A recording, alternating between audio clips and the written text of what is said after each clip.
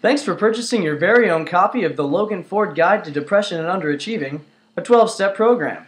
If you follow my instructions, in no time at all you'll become the kind of tortured, self-obsessed artist that your parents have always prayed you'd never turn into. Let's begin. Step 1. Set goals for yourself. Make sure that they are as vaguely outlined and difficult to achieve as possible. This will work to fuel your self-loathing later on. Step 2. Make yourself as clever and likable as you can in order to develop a large group of people who truly think highly of you. Fake it if you have to, but natural charisma and magnetism really help to take this step to the next level. Step 3. Set smaller goals for yourself that you could achieve fairly easily with just a moderate amount of ambition. It's important to set a completely unreasonable amount of these goals in order to overextend yourself, forcing you into a panic that prevents any kind of concrete progress. Step 4. Slowly alienate every person that you're close to, because they will push you to move forward. Any momentum is bad momentum, and you don't need them anyway. Every man's an island after all, and your island only has room for one. Step 5. Resent all your friends for no longer trying to hang out with you after you spent the entire summer dodging their calls and surviving on an unsteady diet of sugar and nicotine. If the discrepancy is brought up in one of your therapy sessions, pointedly ignore it. Step 6. Stop going to therapy. You don't need help. Everyone spends 12 hours a day awake and immobile, staring at the ceiling in their bedroom. If you feel compelled to further rationalize your actions, refer to this time as your creative process. Step 7. Search for inspiration at the bottom of every available bottle of alcohol you can find. Eventually, you'll come across that special type of drunk that seems to perfectly encapsulate your personal experiences with self-induced misery.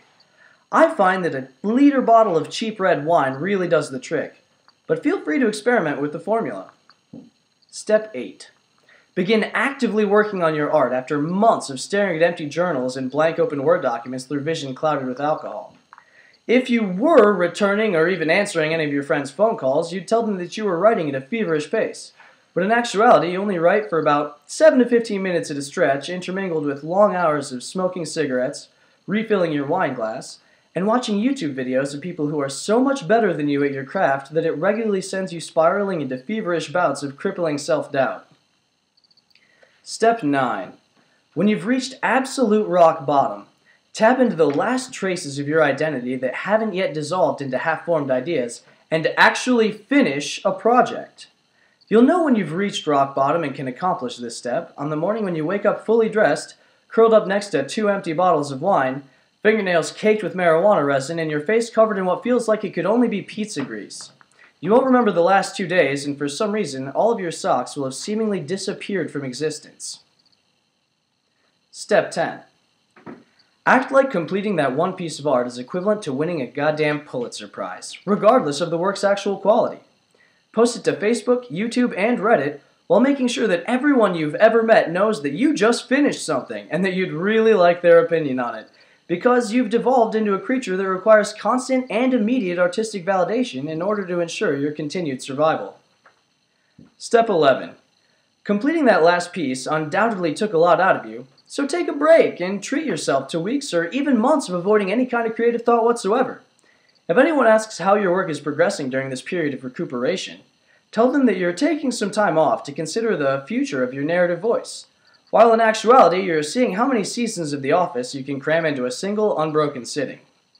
Step 12. At long last, we've reached the final step. The important thing to remember here is... My food is ready.